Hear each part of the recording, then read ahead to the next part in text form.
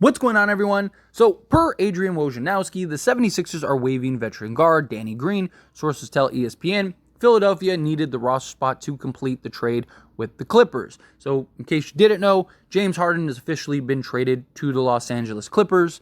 And this is a move that was not really surprising. It just kind of seemed like things had cooled down, and then boom, out of left field, it gets done, which makes things tough, right? Especially for the Lakers. But regardless, Danny Green is now available. And a lot of Laker fans are screaming to bring him back in. Right? A lot of Laker fans want to see Danny Green back in a Laker uniform. We won an NBA championship with Danny Green. And yes, he does make sense to an extent. And we'll dive into that here. But my biggest thing is, would Danny Green even want to be a Laker again?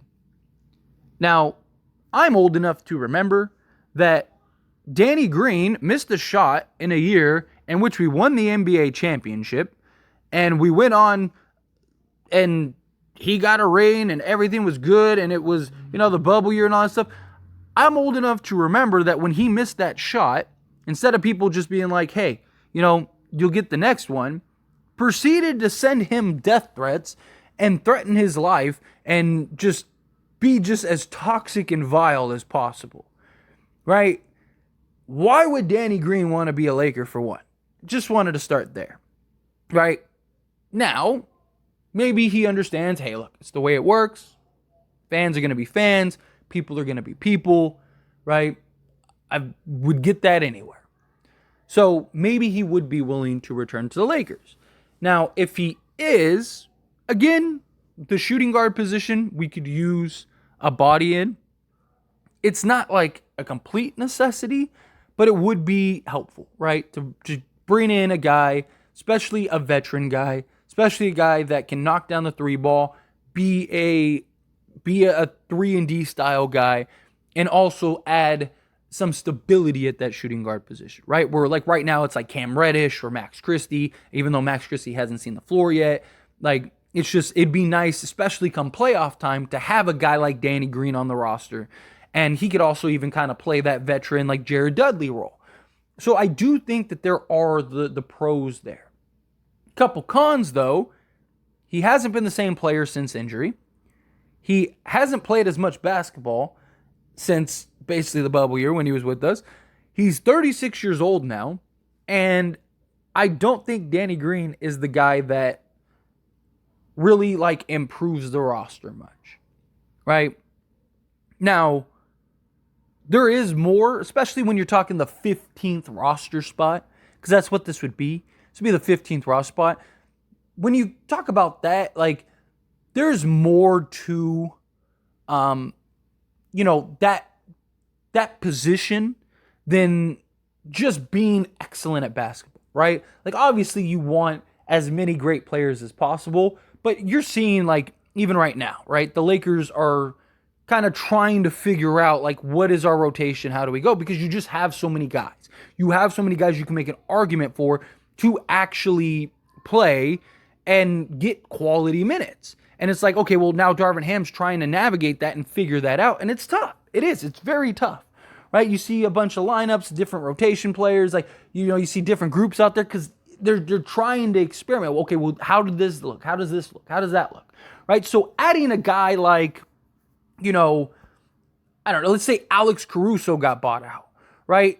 Alex Caruso would be great, but it's well, now that's just another guy. I'm not saying you don't figure it out. I'm not saying you don't go and get him. I'm not saying you don't do stuff like that, but it's a lot harder to okay, well, now that's another guy that we have to play minutes and find minutes for. And we have D'Lo, we have Reeves, we have all these guys, right? And you got to imagine that Reeves is going to turn it around at some point, right? So it's where if you got a guy like Danny Green, at least, he's gonna understand what his role is. He's gonna understand what he's brought here to do, right? When he does play, knock down the open shot, play off the ball well, defend the guy that's in front of you, right? Be a veteran presence in the locker room, apply some stability, help grow and develop our young guys like a Max Christie, like a Jalen Hood-Schifino, like a Maxwell Lewis, right? Even like a Demoy Hodge, who, Danny Green, Demoy Hodge would be perfect. Absolutely perfect, right? Because that's the type of player and mold that we want.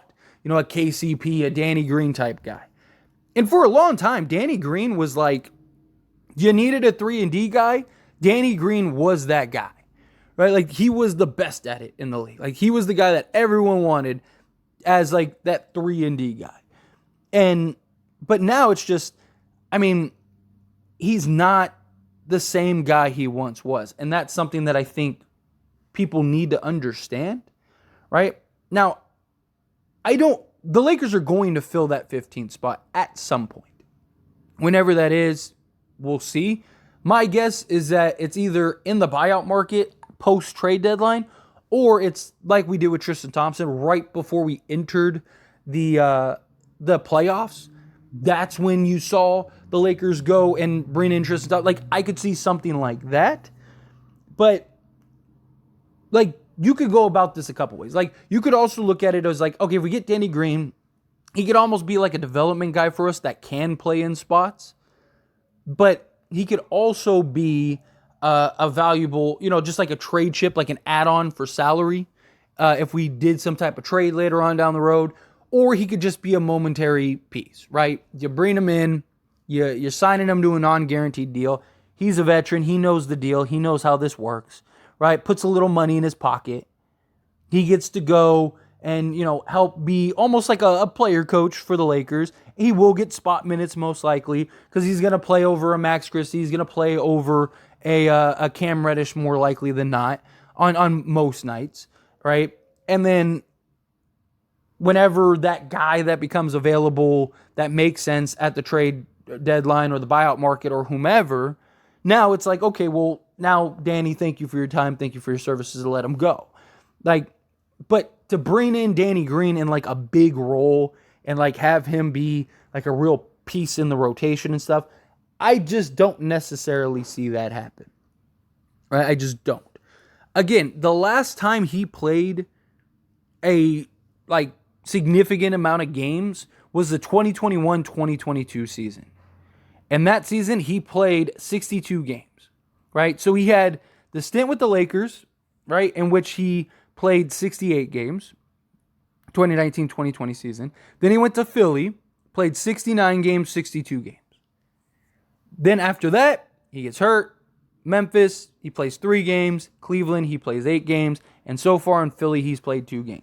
So since 2021, he has played a total of 13 games. So I don't know how much of an impact Danny Green coming in would actually have. Again, I think a lot of it is just the nostalgia. Like, you see a lot of people, screaming for Dwight Howard, screaming for, guys that helped win a championship for the Lakers, but also not taking into account that was, 4 seasons ago now, right? A lot changes between now and then. Guys aren't the same. Players got older. Danny Green was 32 when he was with the Lakers, right? He was still in his prime. It's a big difference than being 36 and haven't played in 3 seasons, 4 seasons, right? Like, that is a huge difference. And, like, we'll look at Philly, right? Again, it's 2 games, small sample size. But 2 games at the shooting guard position. He hasn't started any. He's played a total of 9 minutes. He's given you an average of 0 points, an average of 1 rebound, half an assist, half a steal. So in 9 minutes exactly, 9 minutes per game with the Philadelphia 76ers, he has given you goose eggs across the board except for 1 rebound. He's giving you 1 rebound a game. Why would we bring that guy in? Again, I understand it's 2 games. I understand it's a small sample size. I understand he's only playing 9 minutes. But even if you look back to Cleveland where he played 8 games, right? He was a little better. He had his moments, right? He actually had some nice stretches last year with Cleveland. But, gave you 6 points in 12 minutes of play. 6 points, 1.5 rebounds. Like, to me, it's not about, if the Lakers were to look at him and bring him in, I don't look at it the way that a lot of other people, like the people that want him on they're looking at it as like, oh, he's a 3-and-D guy that can come in, hit big shots, and, buy into the moment. One, Danny Green had his struggles with us. Again, he got death threats for it. But two, I don't look at him coming in as like a real huge rotation piece. To me, whatever production he gives you on the basketball court is just an added bonus. To me, it's more of bringing him in to be that veteran for our young guys and help develop them, right? To me, it's being that helping come in and kind of being a bit of a stabilizer, right? You got Maxwell Lewis, you got Max Christie, you got Jalen Hood-Schifino, right?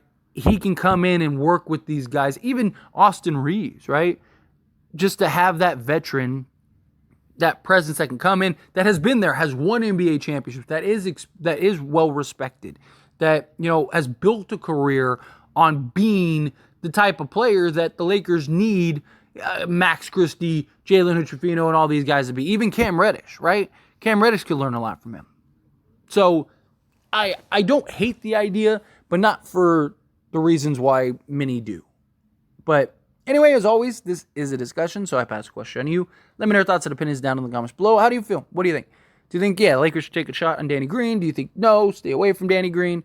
Would you mind him coming in, just momentarily? Like, be honest with them. Tell them what the deal is. Like, hey, buddy, like, look, we want to bring you in for a little bit until we find something better. You might get some spot minutes here and there. Nothing guaranteed. But we want you to kind of be a development guy for our young guys.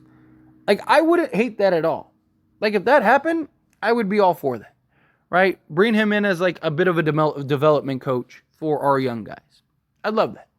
But, again, however you feel, whatever your thoughts are, I'd love to hear it. Let me know down in the comments.